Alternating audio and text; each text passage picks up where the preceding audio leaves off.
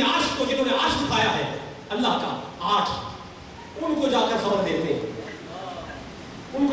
دیتے اور پھر اللہ کی بارگاہ میں سیدنا جبریل علیہ السلام کو الہام ہوتا ہے سیدنا جبریل کو اور کہا جاتا ہے کہ جبریل یہ جو رات گزار کے آئے ہو ذرا ہمیں بھی اس کی خبر بتاؤ۔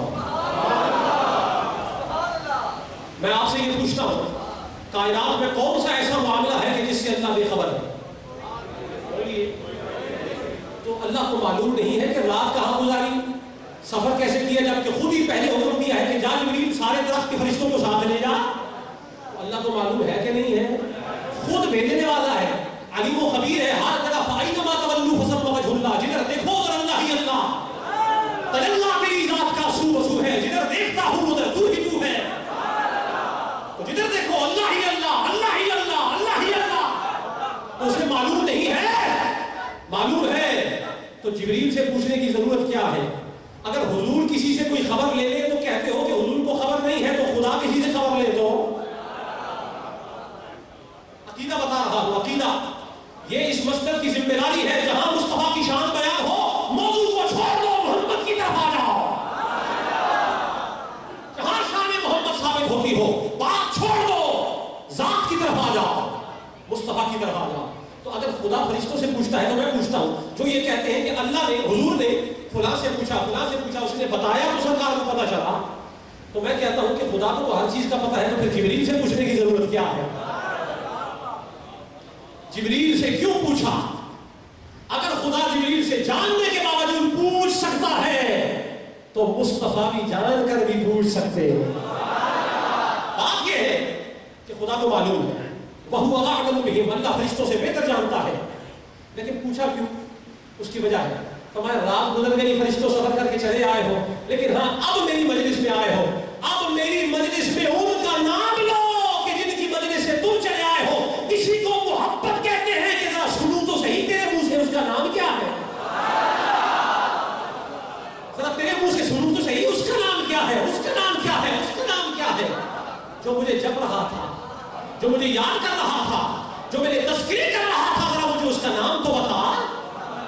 جانتا ہوں، مجھے پتا ہے اس کا نام، میں تو پیدا کرنے والا ہوں، نام تو بات کی بات جانتا ہوں، لیکن ہاں جبریل میری محبت یہ تقاضا کرتی ہے اس بندے کے ساتھ کہ ذرا اس نے اپنی مجلس میں میرا نام لیا ہے، اب میری مجلس میں اس کا نام لیا جائے۔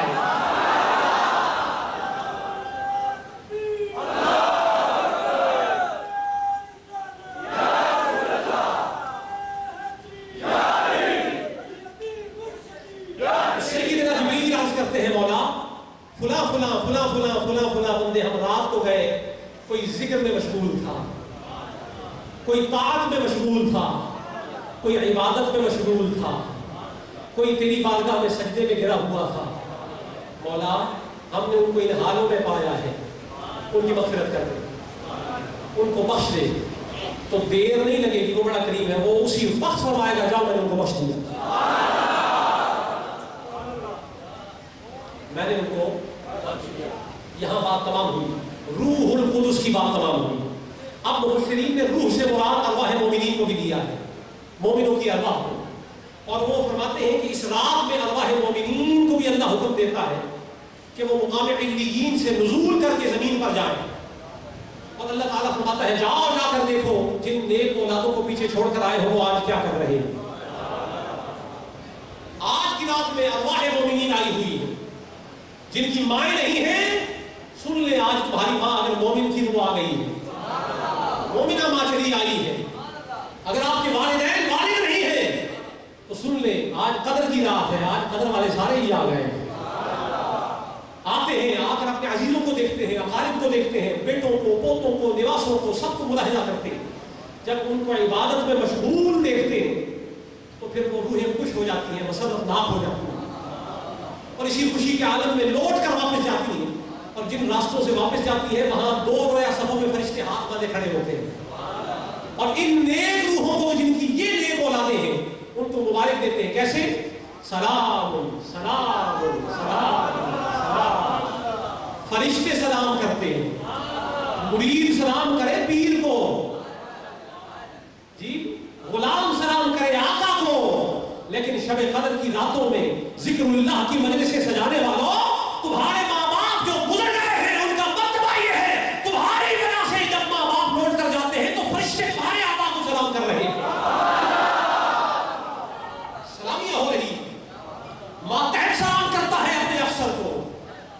فرشتے سلام کیوں کر رہے ہیں؟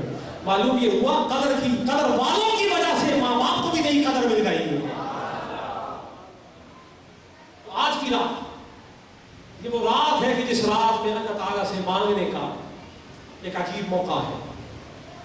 یہ وہ رات ہے کہ جس رات میں بخشش پانے کے لیے اللہ نے مجھے اور آپ کو غنیمت عطا فرمائی۔ آج کی رات عطا خدا کی رات ہے۔ آج کی رات خدا سے مانگنے کی رات ہے۔ آج اس کی بارگاہ میں سوال کرنے کی رات ہے، اور آج کی رات اپنی عاجزی پیش کرنے کی رات ہے، اپنی انکساری پیش کرنے کی رات ہے، آج رونے کی رات ہے، آج گڑ گڑانے کی رات ہے، آج گریہ کرنے کی رات ہے، آج التجا کرنے کی رات ہے، آج سوز و گداز سے روٹھے ہوئے کو منانے کی رات ہے، آج منانے کی رات ہے۔ اور مشکل نہیں ہے، جس کو منانا ہے وہ خود بھی موجود ہے، وہ خود بھی موجود ہے، اس کو منانا کوئی مشکل نہیں ہے، اس کو منانے کی رات ہے۔ اور وہ ہے کیسا؟ جس سے مانگا جا رہا ہے کم از کم سوالی کو یہ تو معلوم ہو کہ میرا آقا کیسا ہے، میرا کریم کیسا ہے، دینے والا کیسا ہے۔ کیا کوئی دنیا کا بادشاہ ہے کہ جس سے جتنا مانگو اتنا ہی دیتا ہے، یا وہ ساری کائنات کا بادشاہ ہے کہ جو مانگو وہ بھی دیتا ہے اور جو نہ مانگو وہ بھی دے دیتا ہے؟ کیا وہ ایسا آقا ہے؟ تو پھر دیکھنا پڑے گا وہ ہے کون۔ وہ ساری کائنات کا خدا آسمان دنیا پر تشریف لا کر وہ آواز دیتا ہے کوئی مجھ سے مانگنے والا؟ ہے کوئی مجھ سے مانگنے والا؟ بات اتنی سی ہے کہ جب آپ دنیا کے کسی کریم کے در پہ جاتے ہیں نا، تو آپ دن کو جاتے ہیں، رات کو نہیں جاتے۔ دن کو جاتے ہیں، رات کو اس لیے نہیں جاتے کہ سویا ہوگا، اس کی استراحت میں فرق آئے گا، کہیں ناراض نہ ہو جائے، بجائے دینے کے دینے نہ پڑ جائے۔ تو آپ جب دنیا کے کسی معطی کے پاس جاتے ہیں، عطا کرنے والے کے پاس، کریم کے پاس، امیر کے پاس، تو وقت کا خیال رکھتے ہیں، ٹائم سے جاتے ہیں، اور جو ٹائم سے جائے یہ دنیا دار اس کو دیتے ہیں۔ لیکن وہ کیسا کریم ہے کہ جو جتنا لیٹ آئے اس کو اتنا دیتا ہے۔ ادھر جاؤ تو ٹائم سے جاؤ، نہیں تو تانے، اور ادھر جو لیٹ جائے اس کو قریب کیا جاتا ہے، اس کو قرب دیا جاتا ہے۔ راتی جاگیں تے شیخ سلاوے، نہیں تے راتی جا کر کتے تیتھی اٹھتے۔ رات کو جاگنے والے، رات کی آخری حصوں میں جاگنے والے دو طرح کے لوگ ہیں۔ ایک وہ ہیں جنہیں خدا اپنے در سے دھتکار دیتا ہے اور وہ مشغول کار امور شیطان ہوتے ہیں، وہ مناہی کے اندر، منہیات کے اندر مشغول ہوتے ہیں، منکرات کے اندر مشغول ہوتے ہیں، جن کاموں سے خدا نے منع کیا ان میں، اور ان کے لیے نیچے کے در نیچے ہی نیچے، نیچے ہی نیچے، نیچے ہی نیچے۔ اور دوسرے وہ ہیں جو اللہ والے، ان کا جاگنا کیا مانا؟ وہ جب رات کو جاگتے ہیں تو ہر گھڑی، ہر ساتھ، ہر آن، ہر لحظہ وہ پہلے جیسا مقام نہیں رہتا، وہ بلندیوں کو پاتے ہیں، قرب خدا کو پاتے رہتے ہیں۔ قریب جو جتنا لیٹ آیا ہے اس پر اتنی عطا ہوئی، اس پر اتنے دروازے کھول دیے گئے۔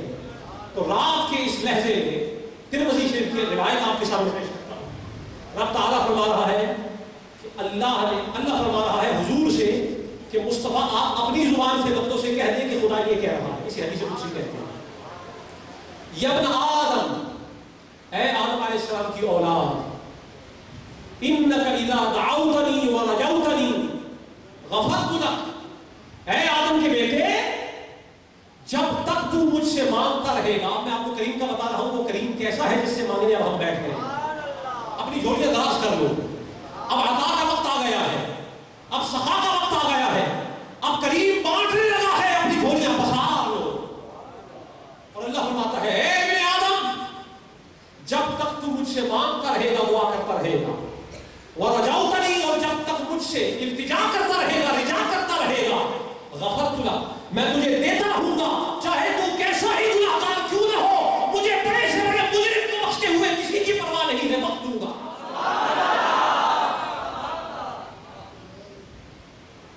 تو سوال ہوا، مولا ان بخشے جانے جاننے والوں کی کوئی حد بھی تو ہوگی، کوئی حد تو ہوگی نا کہ اس کو بخشنا ہے، اس کو نہیں بخشنا۔ تو جواب آتا ہے کہ اگر تیرے گناہوں کی حد آسمانوں کی بلندیوں سے بھی اوپر ہے تو میں اس سے بھی اوپر ہوں۔ اگر تو اتنے گناہ لے کے آیا ہے نا کہ سمجھتا ہے کہ تیرے گناہ آسمانوں کی بلندیوں کو چھو رہے ہیں اور یہ سریا تک ہے، تو تجھے کیا معلوم ہے سریا کا خالق بھی تو میں ہی ہوں، میں اس سے بھی بلند ہوں۔ تو گناہ لے کر تو آ، میری بارگاہ میں آ، دیر سے آیا ہے تو کیا ہوا ہے تو میرا، پلٹا، آج بھی پلٹا، لوٹا، قیامت کے آنے سے پہلے جب بھی آئے گا میں ہی تجھے بخشوں گا۔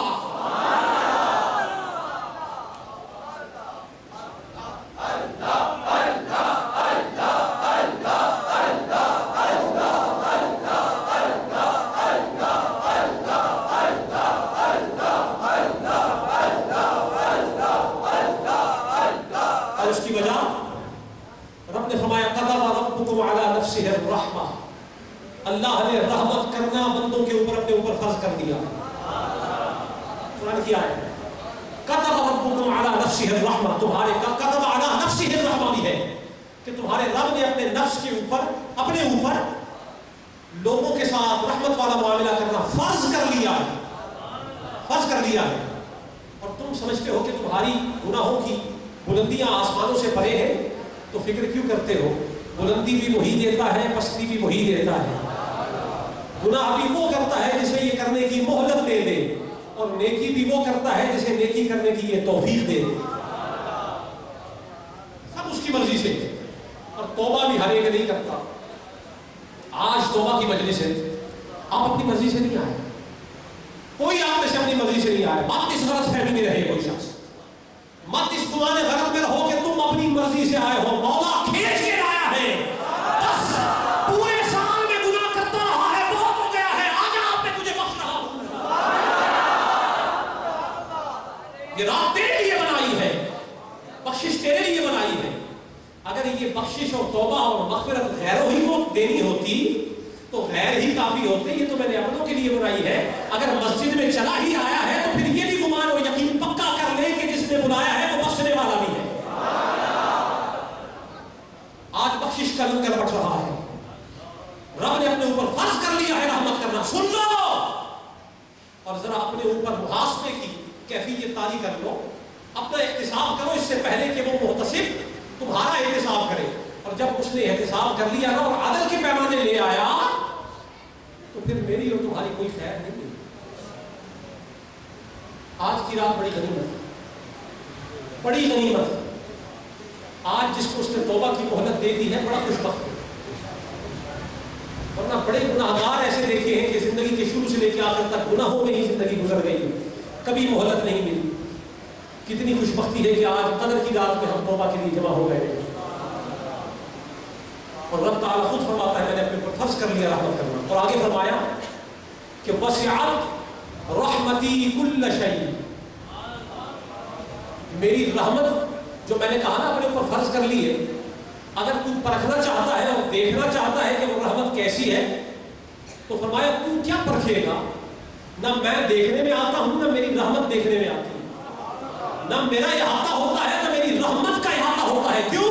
فرمایا وسعت رحمتی کل شیء، میری رحمت نے ہر شے کا احاطہ کر رکھا ہے، میری رحمت ہر ایک پر محیط ہے، تم میری رحمت کا احاطہ کیا کرو گے؟ لاکھ گناہ لے کر آتے ہو، چیلنج ہے تمہیں، دیکھتے ہیں کہ تیرے گناہ زیادہ ہے یا میری رحمت زیادہ ہے۔